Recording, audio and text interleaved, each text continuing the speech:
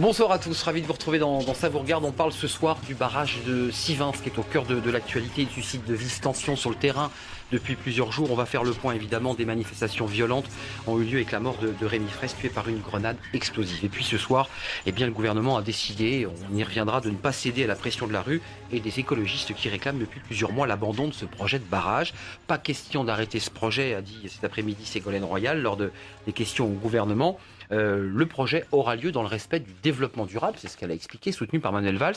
Les acteurs d'ailleurs en ce moment même qui sont reçus, tous les acteurs du dossier reçus par la ministre de l'écologie. Ça se passe à quelques pas de l'Assemblée nationale. Est-ce que la ministre va s'appuyer sur les recommandations d'un rapport qui avait été fait par 2 ingénieurs qui expliquaient que ce projet était surdimensionné?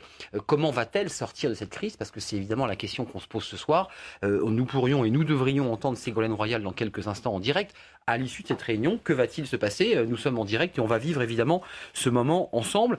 Puis on parlera d'un sujet peut-être plus large que le barrage de Sivins, qui est la question de la démocratie, de la parole des citoyens, évidemment, dans un processus administratif souvent un peu lourd, un peu cadenassé et qui évidemment a conduit peut-être aux violences de ces derniers jours. On fait le point ce soir avec 3 invités puisque notre 4e invité est toujours bloqué dans cette réunion avec la ministre, mais je ne désespère pas de l'accueillir sur le plateau. Pouria Amir Chahi, bonsoir. Bonsoir. Vous êtes député socialiste des Français de l'étranger, pas directement en lien avec cette question du barrage de Sivins, mais en lien avec les questions de démocratie. Vous avez été l'un des premiers à vous exprimer pour dire qu'il faudrait peut-être demander l'avis aux citoyens, aux habitants du Tarn, pour savoir ce qu'ils en pensent, tout simplement. On en parlera avec vous dans quelques instants. Face à vous, François de Rugy, bonsoir. Bonsoir. Vous êtes coprésident du groupe Europe Écologie Les Verts, député Europe Écologie Les Verts de Loire-Atlantique. Vous étiez en première loge sur les violences de Nantes ce week-end. À quoi peut servir un député écolo? C'est votre livre. On va le découvrir dans quelques instants sur le plateau.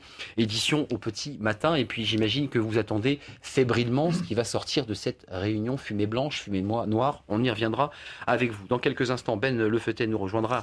Il est dans la réunion et porte-parole du collectif. Et avec nous, Dominique Barrault. Bonsoir. Bonsoir. Vous êtes secrétaire général de la FNSEA. Vous défendez, en tout cas les acteurs du terrain FNSEA, FDSEA d'ailleurs, défendent le projet du barrage de Sivins. Et vous dites, c'est Xavier Belin qui le dit, nous, si ça se passe mal, on mobilise 3 à 4 000 agriculteurs. Et puis nous aussi, on fera du bruit et on bloquera la France. On y reviendra avec vous dans quelques instants. D'abord, je vous le disais, la réunion se poursuit toujours et vous êtes en direct sur LCP. Écoutez ce qu'a dit Ségolène Royal, Manuel Valls, cet après-midi, interrogé par Cécile Duflot, justement, à propos de ce dossier du barrage de Sivins. La ministre et le Premier ministre unis la main dans la main pour donner presque la même réponse. Écoutez. Je veux vous dire que personne dans notre pays ne pourra, par la violence, interdire la réalisation de travaux et d'équipements qui sont indispensables au développement économique de nos territoires et nous le ferons dans le cadre du respect des principes du développement durable, mais nous le ferons. Il est hors de question de céder à la violence, notamment quand il s'agit de projets qui préparent l'avenir. Hors de question, et le gouvernement, de ce point de vue-là, a et aura toujours la même attitude. On ne cède pas, non seulement à la violence, mais on a besoin d'éclairer nos concitoyens sur des projets qui sont utiles pour l'avenir, pour leur pays et pour leur région. Et j'espère qu'à ce moment-là, on se retrouvera tous précisément pour porter l'avenir du pays. Alors d'abord, la réunion, je le répète, n'est pas terminée, donc on n'a pas d'informations précises, mais la tendance qui se dégage, en tout cas des réactions dans l'hémicycle et des réponses aux questions, on reviendra sur la minute de silence. Je sais que vous avez été heurté par la façon dont les choses se sont passées, mais sur ce que vous avez entendu du Premier ministre et de la ministre de l'écologie, on a quand même le sentiment que l'exécutif souhaite maintenir ce projet. Vous avez entendu la même chose? Alors, je vais vous dire, paradoxalement, par rapport à la semaine dernière, j'ai eu l'impression qu'il y avait davantage d'ouverture.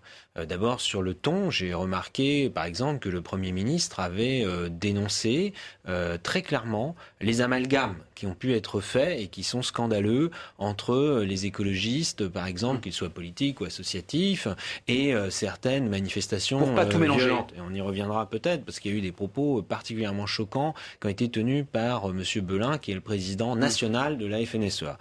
Madame Royal ministre de l'écologie, a également dénoncé ceux qui critiquaient les Verts. Oui. Donc ça, c'était important parce que Ça, c'est la depuis première une partie de sa semaine, réponse. il y a eu quand même beaucoup de choses D'amalgame. inadmissibles de dites. Et puis sur le fond, Ah oui. Ségolène Royal a également ouvert des portes. Alors pour l'instant, je dirais entre-ouvert, mais c'est nécessaire. Elle l'a fait la semaine dernière en annonçant cette réunion, et elle l'a fait ce week-end en disant ce projet n'est pas bon. Le rapport qu'elle avait commandé, et c'était une bonne chose de l'avoir commandé, disait clairement que ce projet n'était pas bon, n'était pas fondé, était trop cher, etc.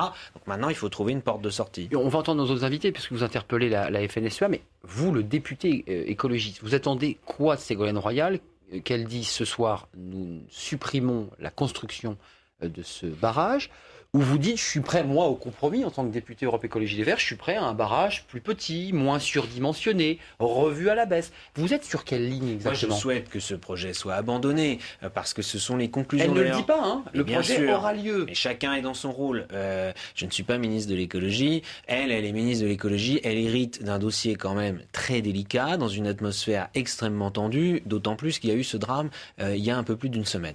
Par ailleurs, elle a commandé un rapport au mois de septembre, bien avant qu'on sache qu'il y ait ce drame. Et dans ce rapport, les conclusions des deux experts, deux ingénieurs, comme vous l'avez dit, des services de l'État, hein, ce ne sont pas des militants écologistes, ils disent les arguments des opposants sont fondés, mais malheureusement, on ne peut plus abandonner le projet parce qu'il est déjà trop avancé en termes de chantier. C'est quand même, on se retrouve dans une drôle de situation, et j'espère qu'on y reviendra, parce que c'est pas que sur ce projet-là, où on a des projets qui finalement sont menés à bien et même les chantiers sont faits, et après, quasiment, on découvre qu'ils pourraient être même illégaux. Je rappelle que dans le Tarn, il y a un autre barrage qui a été fait il y a quelques années, de Fourogue, je crois, qui a été déclaré illégal par le tribunal. Le tribunal, donc c'est une question de légalité, d'état de droit là aussi, alors qu'il était déjà fait. Donc je pense qu'il faudrait l'abandonner. Après que Ségolène Royal, elle trouve les formes pour le faire progressivement, que l'on commence enfin à travailler sur les solutions alternatives. Et je sais que Ben Lefeuille pourrait en parler. Moi, j'ai pas entendu ça. Non, mais chaque chose par étapes. D'accord. Ouais, je vous dis ce que nous souhaitons,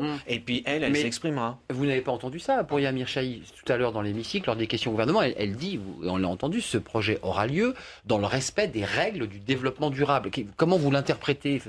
C'est quoi? C'est de la diplomatie? C'est de la langue de bois ou c'est très concret? Non, je pense qu'il y a une part de diplomatie et de prudence. Je suis d'accord avec ce que vient de dire François de Rugy à l'instant, mais bon, moi d'abord, je suis pas spécialiste du barrage.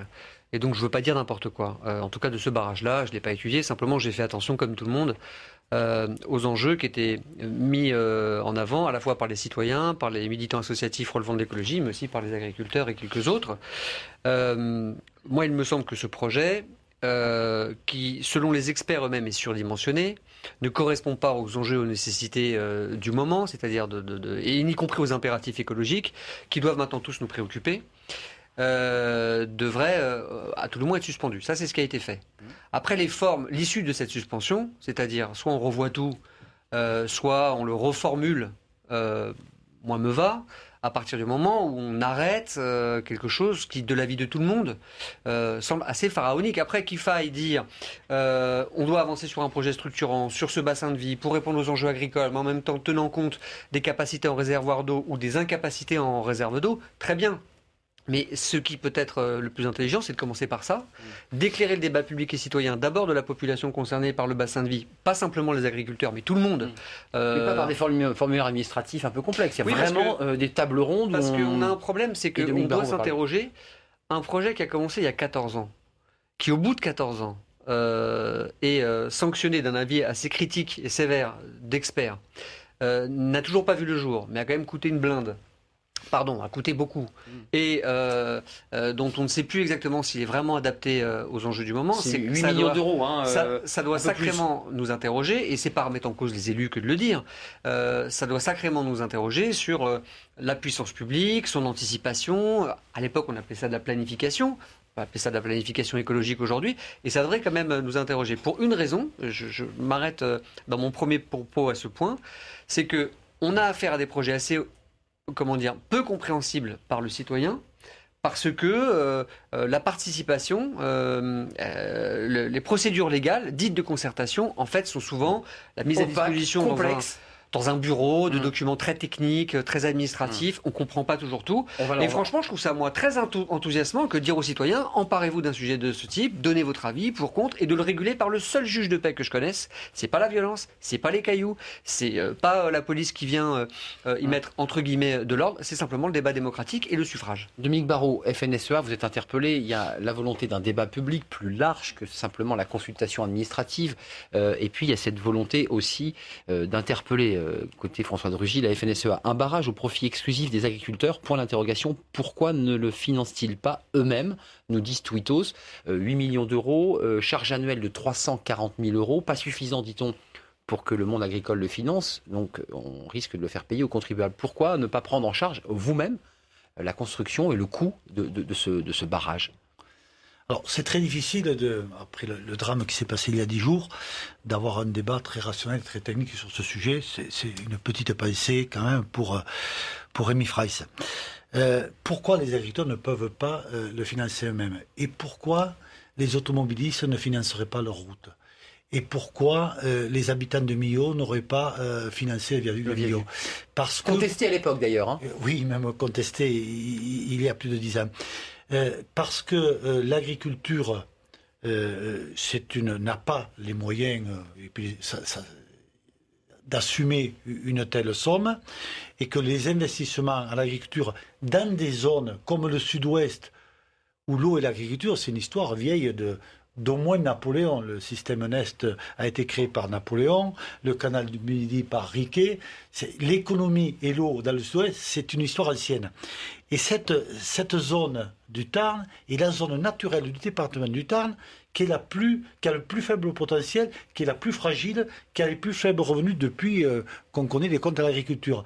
Donc, les 80 agriculteurs, 40 hectares de moyenne. C'est pas 80, j'ai lu que c'était passé à 40. Non, j'ai dit une bêtise. Moi, j'ai lu qu'on était passé de 80 à 42. J'ai un débat, en tout cas. Ouais. Non, mais ça, c'est une vraie question, Dominique Barrault, parce qu'il y a combien de personnes... Dites-nous, parce que vous avez des chiffres. Alors, il y a 82 agriculteurs concernés, 44 exploitations dans le Tarn, 39 dans le Tarn-et-Garonne, 2 dans la Haute-Garonne, puis il se situe à la conférence des 3 départements. C'est limitrophe. 14 en grande culture dans le Tarn, 19 en polyculture et élevage, 3 en grande culture et viticulture, 4 en maraîchage, 1 en grande culture et tabac, et c'est la même chose dans le Tarn-et-Garonne. Donc, je pense qu'il y a eu un peu le choc des mots. J'ai entendu parler de barrage. Ça reste un lac, ça reste un petit lac même. J'ai entendu parler de travaux pharaoniques. On n'est pas du tout dans ce cadre-là. C'est vraiment une zone où, depuis 2003, l'agence de l'eau Adour-Garonne avait évalué les besoins pour la grande zone sud-ouest, les besoins en réserve d'eau de 100 millions de mètres cubes. Eau potable, salubrité des ruisseaux, soutien d'étiage. C'était le projet initial, hein, c'était en fait de diluer la pollution en mettant un débit plus important dans les rivières. Non, c'était déjà d'associer les besoins agricoles pour l'irrigation, le soutien d'étiage et l'eau potable. La question. Est-ce que la ministre, ce soir, doit tenir bon? Ce que vous avez entendu dans l'hémicycle, vous êtes un acteur, hein, vous êtes un syndicat agricole, j'imagine que vous suivez de près notre vie politique, ce qui se dit dans l'hémicycle. Est-ce que vous êtes rassuré d'entendre Manuel Valls, qui tient bon, qui dit on ne cédera pas à la pression de la rue? Il y a d'autres projets qui sont des projets d'avenir pour l'économie, et ils ne peuvent pas être freinés par des enjeux, j'ai envie de mettre des guillemets, mais écologiques. Et Ségolène dit qu'il faut que ce projet soit mêlé dans les règles du développement durable. Ça vous rassure ou pas? La position de Ségolène Royal et de M. Valls me rassure pour le moment. J'attends la fin de la réunion et l'arrêt définitif. Et comme je partage l'avis de mon voisin, M. Amirachi, qui dit peut-être qu'il faut évoluer dans les procédures. Peut-être qu'il faut évoluer. Mais aujourd'hui, il y a une question de légitimité. Est-ce que les agriculteurs ont légitimité à produire et avoir les moyens de production? Est-ce que les locaux ont des moyens, les élus, ont légitimité à porter des projets? Dans quel cadre ça va se faire? Tant qu'on n'a pas défini un nouveau cadre, reconnaissez-nous, la demande d'appliquer le cadre existant. Mais je suis d'accord à ce qu'on discute de l'évolution. François de Rugy, un mot, parce que chacun a son discours, chacun analyse ou entend différemment ce qu'a dit la ministre. Moi, j'entends la FNSEA qui dit qu'elle est rassurée, et vous dites aussi que si ça continue comme ça, vous allez faire descendre des tracteurs dans la rue. Je me trompe pas en disant ça. Vous brandissez la menace. En tout cas, qui a été brandie par votre président national. Moi, j'aimerais bien d'ailleurs savoir, c'est juste une parenthèse, mais c'est important quand même sur la capacité justement à avoir des débats entre acteurs politiques, économiques, citoyens, au niveau national comme au niveau local.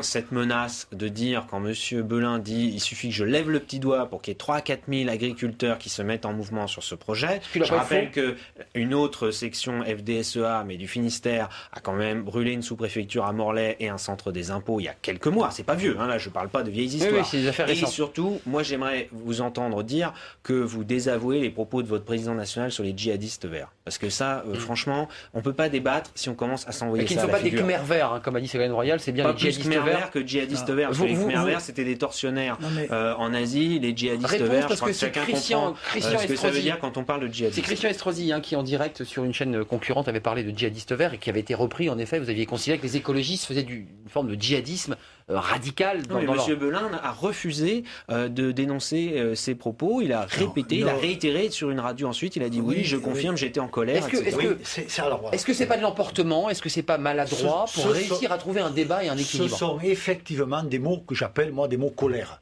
Ce sont des mots colère. On est en colère parce que on voit un projet local. Vous les retirez ou pas? Écoutez, ce qui est dit est dit. Ça ne reste. Non, mais il faut que je vous donne quelques éléments.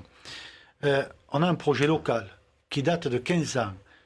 Ce qui n'a pas été dit à l'instant, c'est que ce projet, effectivement, a suivi des procédures qui peut-être ne nous conviennent pas, mais a eu la validation publique. Il y a eu une déclaration d'utilité publique. C'est que le rapport des experts, au bout de 15 ans, vient dire finalement ce projet n'est pas bon. Il y a un problème quand même dans la procédure. Je termine avec les mots et après on reviendra sur le rapport des experts si vous le permettez.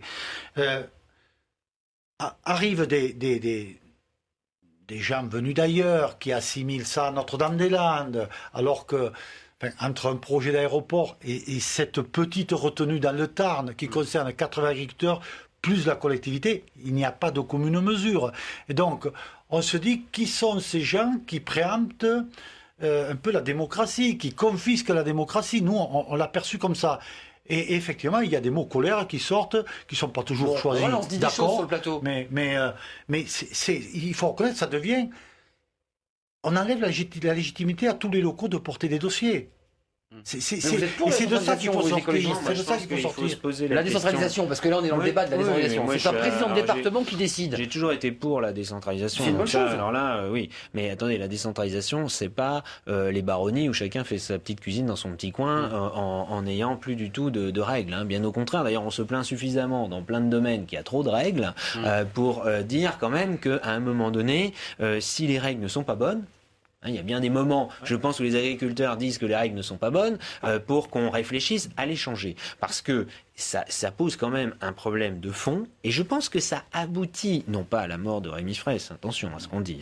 Ce drame, je crois que tout le monde souhaite ici, aurait souhaité qu'il soit évidemment évité. Mais ça aboutit à des crispations et à des oppositions frontales sans fin. Pourquoi? Parce que toute la procédure, moi je la connais bien, je peux vous dire, même sur des projets de transport en commun que j'ai menés dans ma ville quand j'étais adjoint maire, c'était la même. On présente un projet et un seul projet et jusqu'au bout on dit est-ce que en gros vous êtes pour ou contre ce projet. Jamais on ne fait entrer dans la procédure le contradictoire, c'est-à-dire est-ce qu'il y a d'autres solutions. Déjà, moi je suis pas un agriculteur, je suis pas un spécialiste. En revanche, j'écoute d'autres agriculteurs ou d'autres spécialistes qui disent par exemple, déjà il faut se poser la question de est-ce qu'il est encore temps, peut-être il y a 15 ans, mais maintenant avec les questions de réchauffement climatique, de changement climatique, de problèmes récurrents de ressources en eau, de continuer à faire des cultures aussi gourmandes en eau. Avait un tweet d'ailleurs. Est-ce que cette culture-là, notamment le maïs, moi j'ai discuté avec des agriculteurs qui m'ont dit c'est aussi un peu aberrant de vouloir faire du maïs partout, etc. Mais il n'y a peut-être pas que du maïs, d'accord, mais non, on l'a entendu, il y a de la vigne, la polyculture. Et par ailleurs, il y a la question du coup après, est-ce qu'on a besoin d'un barrage de cette taille-là? Est-ce que des petites retenues d'eau collinaires répartis sur le territoire ne seraient pas plus adaptés, etc. Et ça, eh bien, on devrait pouvoir intégrer ça dans la procédure de débat, pas à la fin, pas quand les chantiers déjà commencé. Juste un mot, parce que j'ai un sujet à vous montrer, on est en train de le déflorer, parce qu'on s'est intéressé à la procédure administrative dans le cadre du barrage de Sivins et tous les recours qui se sont accumulés et qui ont peut-être conduit aux violences de ces derniers jours. Mais pour Yamir Chahi, vous êtes un frondeur et vous n'arrivez pas masqué. Vous les soutenez, vous, ces citoyens qui parfois dépassent la ligne jaune, qui finalement utilisent la violence pour se faire entendre, ou est-ce que vous considérez qu'effectivement il y a les pacifistes, ceux qui sont aujourd'hui, qui combattent des projets, puis les autres? Est-ce qu'il y a bien deux catégories? Mais je pense qu'on peut contester radicalement un projet en étant pacifique, en étant pacifiste et en refusant toute forme de violence. Mais dans cette affaire, regardez toutes les violences, et la violence verbale, traiter djihadiste vert, ça vous choque? Bien sûr, c'est choquant, c'est insultant pour l'esprit, pour la raison commune, pour l'envie du débat contradictoire, pour le respect du contradicteur. Il y a la violence aussi de ceux qui viennent, qui caillassent et qui veulent en découdre pour d'autres raisons que le projet lui-même, par une culture de la violence assez désespérée. Il y a la violence policière aussi, dont je parle. Je sais que on dit souvent que les parlementaires se doivent un peu de retenue, mais quand même, il y a une bavure, et ça s'appelait une bavure avant, ça s'appelle aussi une bavure aujourd'hui. Vous l'appelez bavure? Bien sûr. Vous êtes un des rares députés à utiliser. Il y a eu Eva Joly qui a évoqué le mot bavure. C'est une bavure. Et bien sûr, c'est une bavure. Enfin, sauf à imaginer que le policier l'ait fait exprès. Ah oui. Bon, donc voilà. Donc il y a eu des consignes. Et c'est grave. Et c'est grave. Et c'est grave parce grave. qu'on ne meurt pas en France pour ses idées, et a fortiori quand c'est le représentant de l'État qui, à un moment donné, en lançant une grenade, si tout ça se confirme. 400 grenades, dit Mediapart, ont été jetées. Donc, c'est tout simplement inadmissible dans un État de droit et une démocratie. Et puis, il y a la violence, on va dire, technocratique, ouais. administrative, qui est faite aux citoyens, qui ne comprend plus, qui est insécurisé par tant de normes. ZEC, ZAC, ZUP, Z, je ne sais pas comment les appeler, avec des acronymes insupportables pour toute une série de projets qui sont sans doute de l'intérêt général, en tout cas à l'origine. Parce qu'encore une fois, on parle de la vie des gens, des modalités de transport, des modalités de culture, etc., etc. Mais au fond, qu'est-ce qu'on craint dans des beaux débats de ce type-là, à vouloir d'abord accepter le débat contradictoire, des points de vue différents, prendre le temps, ça s'appelle des conférences de consensus, ça existait dans d'autres procédures, et à un moment donné, s'en remettre pour des projets qui, par exemple, n'étaient pas prévus dans les programmes électoraux, ou qui relèvent d'un enjeu tel que ça mérite de franchir un stade démocratique supplémentaire, de s'en remettre au vote des citoyens, de tous les citoyens concernés par un bassin de vie. Ça s'appelle un département, ça s'appelle une région. Et je pense que c'est un mot vulgaire, référendum, c'est très populiste, c'est un temps. Le mot référendum, c'était... Attendez... Ça s'appelle la démocratie directe. Oui. Et la démocratie directe n'est pas une insulte de l'esprit, c'est quelque chose qui est très respectueux du peuple lui-même, souverain, et qui, je m'excuse de le dire, est la forme originelle de notre démocratie représentative, qui est représentative pour des raisons de taille, de complexité, mais qui, au point de départ, pose le postulat que notre souveraineté, notre commune souveraineté doit être délibérée, animée, régulée, ensemble. Je vous donne la parole tout de suite. Regardez ce sujet, parce qu'on est en train de rentrer au cœur du sujet qu'a fait Fanny Saliou pour essayer de décrypter, de comprendre l'enchaînement des événements entre une procédure administrative un peu lourde, des grèves de la faim, puisqu'on aura dans quelques secondes en duplex Ben Lefetté qui a fait une grève de la faim avec plusieurs autres militants pour contester ce barrage. Ils n'ont pas été entendus, et puis les violences il y a des jours avec la mort de Rémi Fraisse. Je voudrais juste faire une précision très courte, c'est que pour Sivins, en l'occurrence, moi je ne me permettrai pas, à la place de ceux qui connaissent le dossier depuis longtemps localement, de dire quelle est la procédure à adopter. Je dis à toute chose malheur est bon, et en l'occurrence, si ça peut nous permettre de réfléchir sur le renforcement de la démocratie directe sur certains grands projets locaux, alors je trouve qu'on aura franchi un pas de plus. Regardez le sujet de Fanny Saliou, c'est une explication un peu technique aussi sur la façon dont les événements se sont enchaînés jusqu'au drame, jusqu'à la mort de Rémi Fraisse dans la nuit de samedi à dimanche dernier. Regardez ce sujet. Des scènes d'une extrême violence. Des affrontements entre militants écologistes et forces de l'ordre qui ont conduit à la mort d'un homme dans la nuit du 25 au 26 octobre. Celle de Rémi Fraisse, il avait 21 ans. Alors comment est-on arrivé à un tel drame ? Le but du barrage de Sivins est de permettre la construction d'une réserve d'eau pour irriguer les terres agricoles en été. Mais pour cela, il faut détruire la zone humide du Testé, et ça, les écologistes ne veulent pas en entendre parler. Ils ont constitué une ZAD, une zone à défendre. Le fait de vivre tous les jours sur la zone, de poser son nom sur une boîte aux lettres, comme on peut le voir à l'entrée, il y a des noms à chaque fois dès qu'on arrive dans un lieu, dès qu'on a investi une parcelle, la première chose qu'on fait c'est poser une boîte aux lettres, recevoir du courrier et après construire une cave. Donc ça, c'est être un zadiste. Et après, il y a toute forme de lutte, les barricades, les arbres. S'il a fallu la mort d'un homme pour que les médias s'intéressent à Sivins, l'idée de ce barrage a maintenant 25 ans. Mais c'est en novembre 2012 que tout débute concrètement. L'enquête publique se déclare favorable au projet sous réserve de l'avis du Conseil national de la protection de la nature. Il sera consulté 2 fois et 2 fois il émettra un avis défavorable. Mais cet avis n'est que consultatif. Alors en mai 2013, le Conseil général vote le début des travaux avec 43 voix pour, 1 contre et 2 abstentions. En octobre 2013, le projet du barrage est déclaré d'intérêt général par la préfecture du Tarn. Face à cela, l'arme principale des opposants, c'est le recours en justice. Mais le tribunal administratif de Toulouse les a déboutés au mois de septembre dernier. À ce stade, Thierry Carsenac, le président socialiste du Conseil général, s'agace. Il y a eu une enquête publique. Il y a eu derrière cela des recours contre cette enquête publique et la décision de faire le barrage. Il y a une course contre la montre parce que, de toute façon, il faudra le réaliser. Au début du mois de septembre, le déboisement de la zone commence sous protection de la gendarmerie. 2 violents affrontements opposent militants anti-barrage et forces de l'ordre. Jusqu'à la mort de Rémi Fraisse. Depuis, les travaux sont suspendus. Nicolas Hulot, le conseiller du président, demande clairement au gouvernement d'abandonner le projet. Il souligne aussi la lourdeur des procédures administratives, comme un rouleau compresseur qui passe sur la parole des citoyens. Voilà, sujet de Fanny Saliou. Il y a aussi des polémiques sur des conflits d'intérêts sur les sociétés qui voulaient qu'ils allaient construire. Mais Dominique Barraud, quand même, Nicolas Hulot, qui est le conseiller du président de la République sur les questions d'écologie, qui dit qu'il ne faut pas faire ce barrage, et qui explique même que ces procédures administratives, c'est de l'habillage démocratique, et que dans les faits, ça se passe entre un élu et quelques représentants patentés. Vous êtes d'accord avec cette question-là? Parce que c'est une vraie question, c'est une question fondamentale. Non, mais moi, je ne suis pas défavorable à ce qu'on discute et à ce qu'on participe à la discussion sur l'évolution de ces procédures. Est-ce que je peux mais la question... Vous allez voir, ça va vous permettre de rebondir. Juste pour vous dire que l'évolution de ces procédures est déjà permise par la réforme constitutionnelle de 2003 qui permet le référendum local. Voilà ce que je voulais vous dire. Tout à fait. Okay, et c'est rue Grenelle 2. Ok, on y travaille. Mais la question qui est posée là, à travers l'exemple de Sivins... Il y en a d'autres des exemples par ailleurs. Oui, il y en a d'autres par ailleurs et les plus gros. Oui.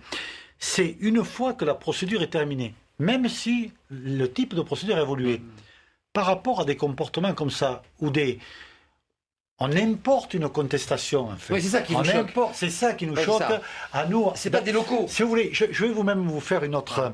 Je crois que si on arrive à le voir, local. C'est un local, il est tarnais. Ouais, le collectif d'associations, c'est des citoyens locaux. Par ailleurs, moi, je vais vous dire une chose. Non, on va jusqu'à...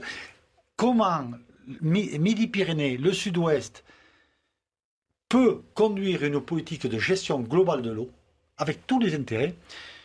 Moi, je ne reproche pas à M. Lefeuté qui est un fantôme, d'ailleurs. Dans son entreprise, d'utiliser des avions. Dire, voilà, si vous voulez... Qu'est-ce que vous voulez dire? Je ne comprends pas, parce qu'il n'a pas d'avion, M. Lefeuté. Non, mais son entreprise, qui est une entreprise, une agence de tourisme, je veux dire, fait bien dans le périmètre de son activité, utilise bien des moyens différents de communication. Ouais. Donc, je veux dire, voilà... nous, on a besoin d'eau dans le Sud-Ouest. D'autres ont besoin de TGV, d'autres ont besoin d'avions. Et tout ça pose des problèmes environnementaux. Tout ça se débat. Par exemple, la question de l'eau, il n'y a pas plus bien commun.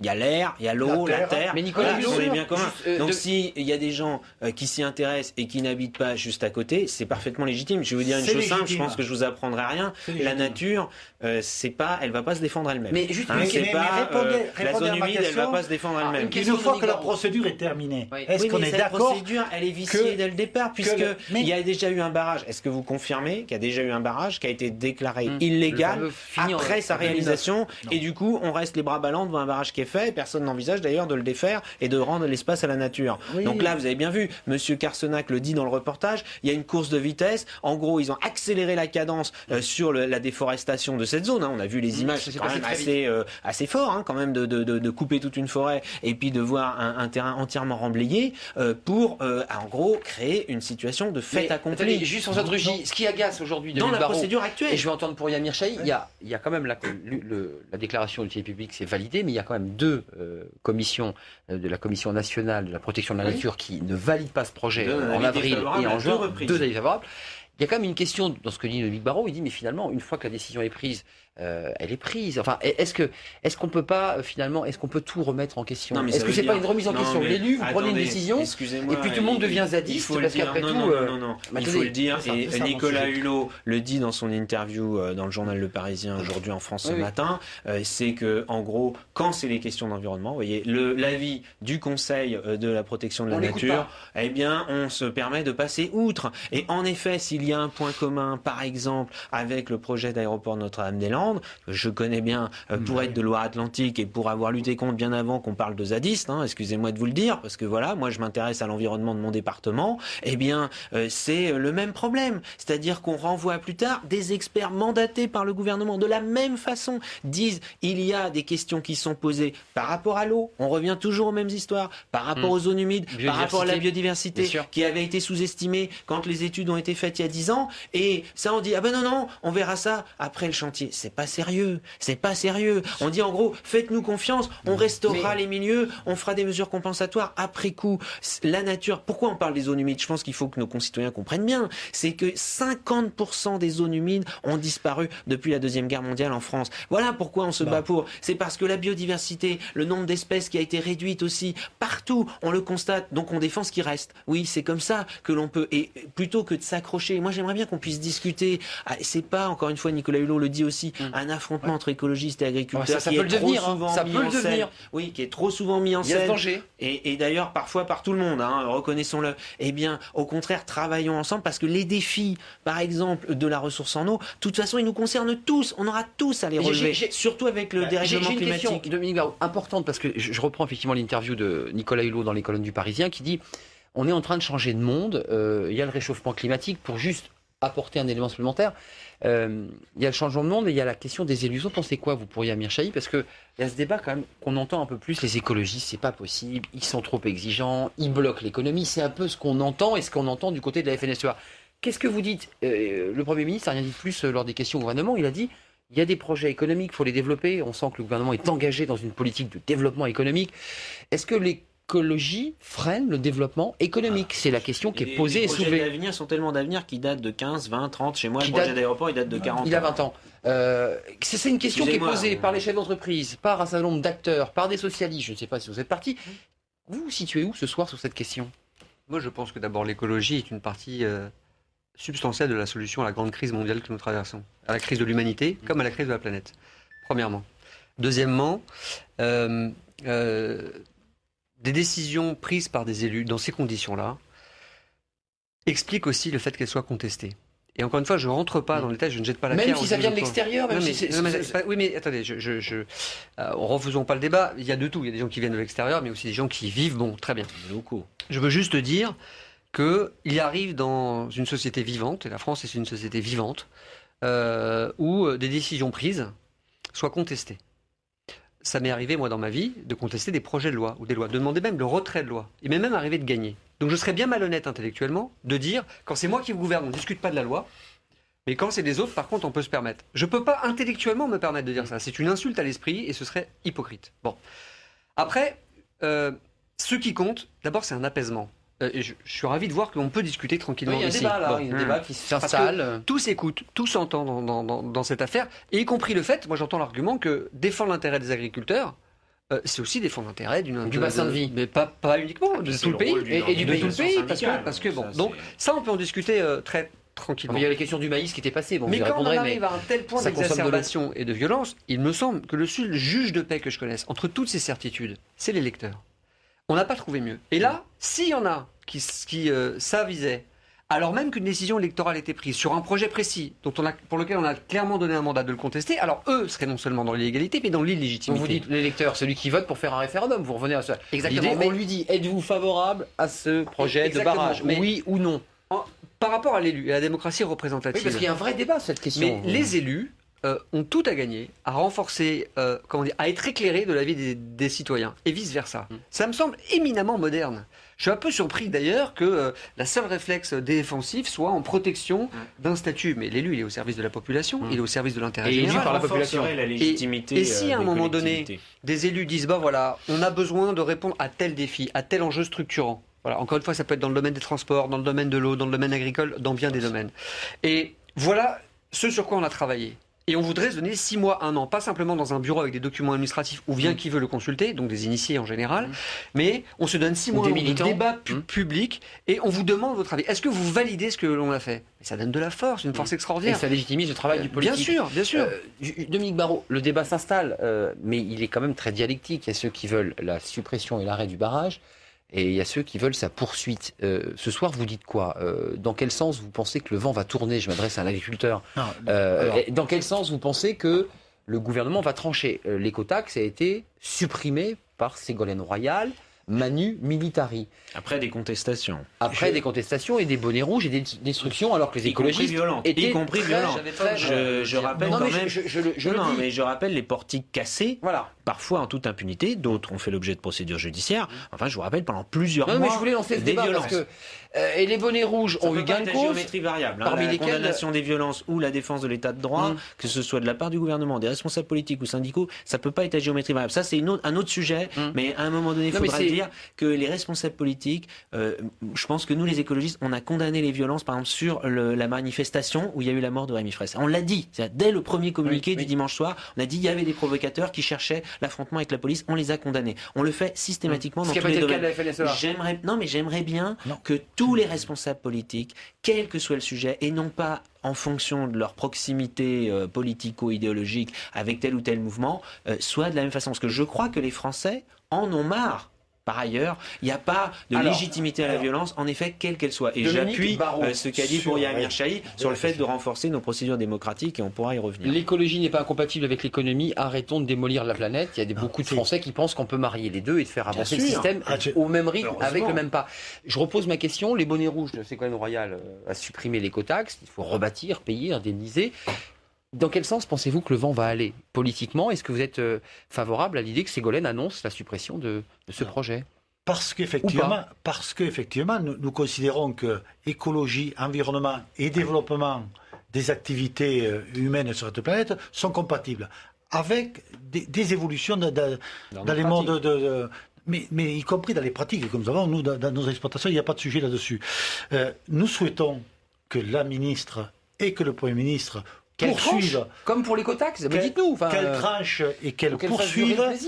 Et nous sommes disposés, c'est ce qu'ont dû dire les représentants du Tarn ou de la région Midi-Pyrénées, à revoir s'il doit y avoir des évolutions techniques. C'est le surdimensionnement sur lequel vous êtes prêt à bouger. Il faut être très précis sur certains points. Les 2 commissaires qui ont été sur le terrain envoyés par Mme Royal, par rapport à la zone humide de 13 hectares et demi, l'ont qualifiée de complètement ordinaire, qu'en aucun cas elle ne pourrait être classée Natura 2000, c'est du jargon technique. La zone Natura 2000. Et que les compensations, s'il fallait les revoir, pourquoi ne pas les revoir, mais qu'elles étaient suffisantes.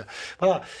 Dans le cadre d'une évolution des procédures, est-ce qu'on va demander aux citoyens de Midi-Pyrénées si par exemple pour le développement ou la continuité de l'activité d'Airbus, on va continuer à grignoter des terres à 25 000 habitants de plus sur l'agglomération toulousaine. Pour construire des maisons et les loger. Auquel cas on réduit l'espace agricole et auquel cas on affaiblit. Voilà des sujets sur lesquels nous luttons contre la consommation des terres agricoles pour d'urbanisation excessive ou mal dimensionnée.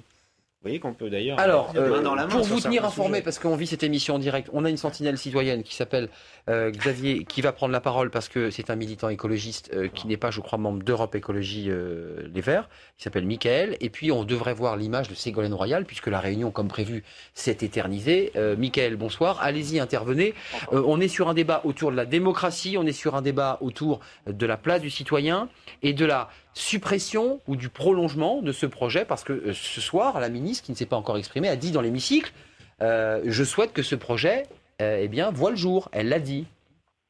Tout à fait. Alors, je veux juste faire une précision. En effet, je suis membre des Jeunes écologistes et du coup, nous, vraiment, le point qu'on souhaite soulever par rapport à ce débat, et c'est ce qui a beaucoup été soulevé dans ce débat et on en est quand même assez satisfait, c'est le problème de la démocratie dans tous ces grands projets qui sont qui manque complètement de démocratie. On considère que c'est là la première des violences en fait qui est faite, justement, soit que ce soit envers la démocratie ou même envers le débat d'une façon globale.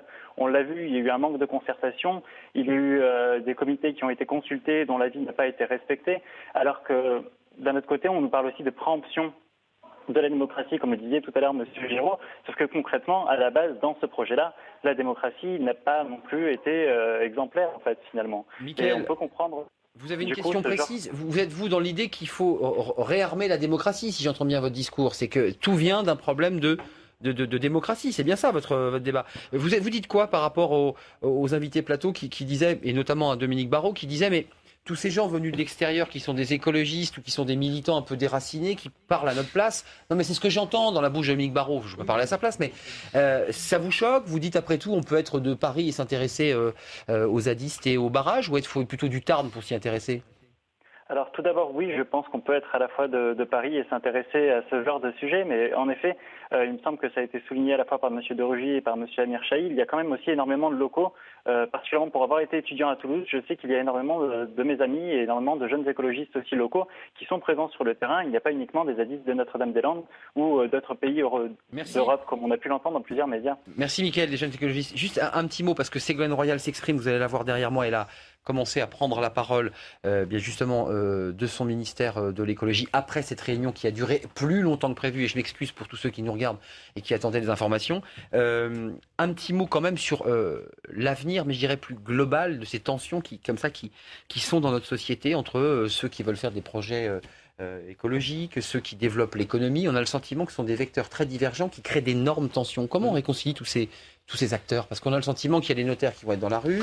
D'un côté, mais non, mais ces questions-là sont fortes. Les écologistes n'y sont pour rien. Et les écologistes n'y sont pour rien. Mais comment on résout ces difficultés? Parce que le barrage de Sivens en est l'incarnation finalement. Je pense qu'on est dans un système à bout de souffle qui est épuisé, où on ne délibère plus en haut et on n'associe plus en bas. Et donc on se retrouve dans une grave crise démocratique profonde, qui se voit aux élections, qui se voit dans le rapport à l'État, à l'autorité publique, et qui ne peut pas avoir pour seule réponse l'affirmation de l'autorité en soi comme étant la seule solution. Parce que c'est faire injure d'une certaine façon au dialogue, à l'esprit, à notre intelligence collective. Et tous les citoyens de France, sans aucune exception, je dis bien sans aucune exception, quel que soit leur niveau d'éducation, sinon on fait la démocratie sans critère que pour les gens qui ont des diplômes, or c'est pas comme ça que ça se passe, ou universitaires, ont le droit de participer de plus en plus, de participer tout court d'ailleurs, ils le montrent, à la vie de leur pays. Et d'une certaine façon, à quoi on assiste? À un sentiment de dépossession de souveraineté.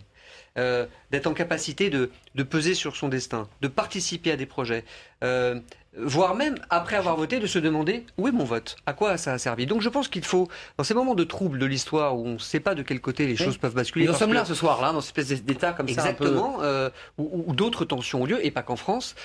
On a intérêt à y répondre par la démocratie, par le débat argumenté. Ce sera toujours plus fort que toutes les passions faciles et dangereuses, même s'il faut de la passion en politique et dans ses idées, évidemment, et de l'amour aussi. C'est important.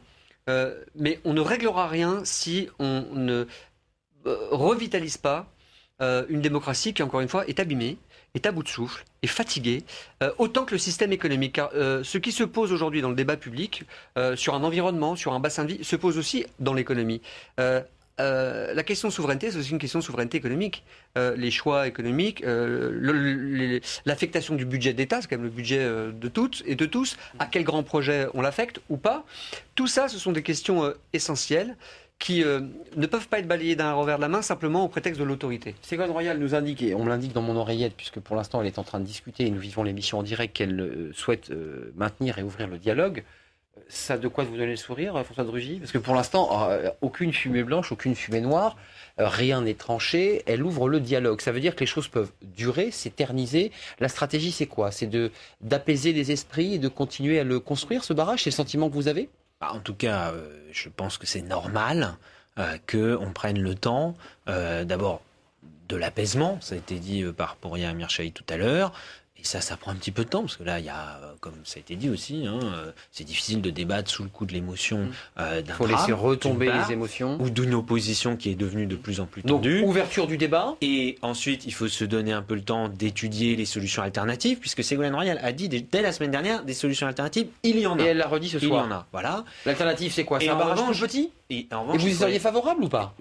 Je crois que Ben Lefeutet et le collectif fait des contre-propositions de 5 petites installations. Ouais. Mais au-delà de ça... la FNSEA ne croit pas, si j'ai bien compris. J'ai du mal à comprendre comment les opposants à 1 ne s'opposeraient pas à 5 fois 1. Voilà.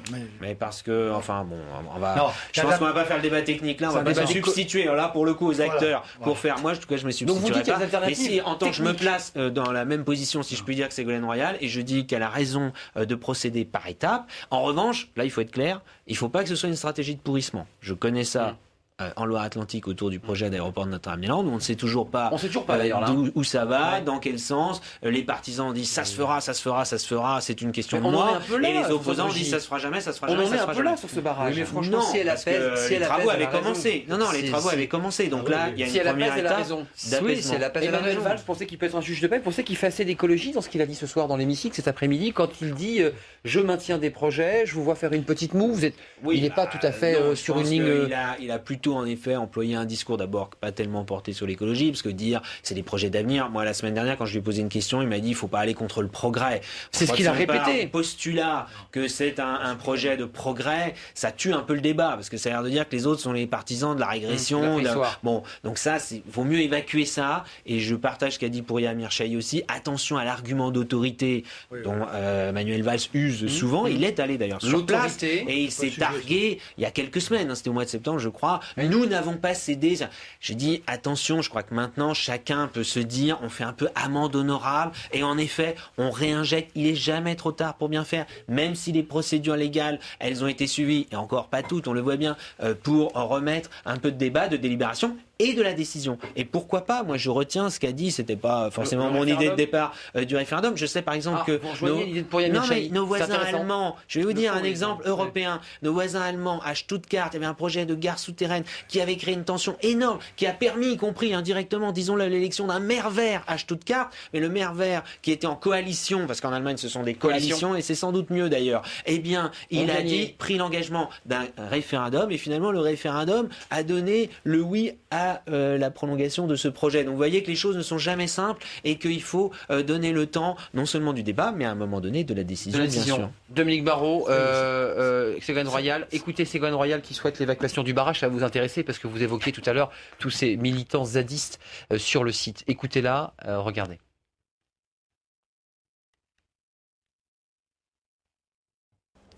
J'ai donc demandé à la coordination des associations locales d'appeler à l'évacuation du terrain.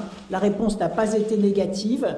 Donc je crois qu'un effort doit être fait dans ce sens pour que le territoire, les habitants du territoire, les riverains du territoire retrouvent la tranquillité. Ça vous rassure, ça, Dominique Barrault, parce que pour retrouver un débat serein, il faut quand même dégager l'espace de policiers, mais aussi de militants, enfin de zadistes. Oui, et puis la vie locale n'est pas facile parce que vous comprenez bien que tout ne se passe pas comme on pourrait le penser. C'est pas aussi angélique que ça. Donc ça, c'est une bonne mesure. C'est une bonne mesure, et en tout cas, la discussion ne peut pas se poursuivre si les uns sont sur les chantiers, les autres rentrent autour de la table. Et c'est la police qui fait la loi sur le site. Dans le débat de tout à l'heure, il y a deux choses qui me gênent. La première, c'est que on compare la gare de Stuttgart ou l'aéroport de Notre-Dame à ce petit projet de civette. Bon. Pour vous, c'est beaucoup plus petit que Notre-Dame-des-Landes et ça a pris des proportions nationales. C'est un grand étang, un tout petit lac.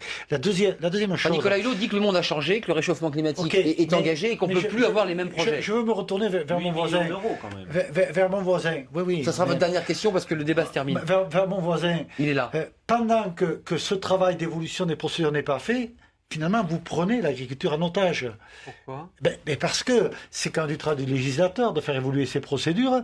Et si en attendant, on doit bloquer tous les projets de développement, tous les projets des élus locaux, au moment où on parle de décentralisation, vous comprenez ce que je veux dire ? Bien sûr. Non, mais c'est pas ça l'idée. J'ai envie de dire, faites votre travail vite. Voilà. Oui, mais en l'occurrence, je suis pas élu local. Je suis contre le cumul des mandats, moi. Donc, je m'intéresse. Vous avez raison à la loi.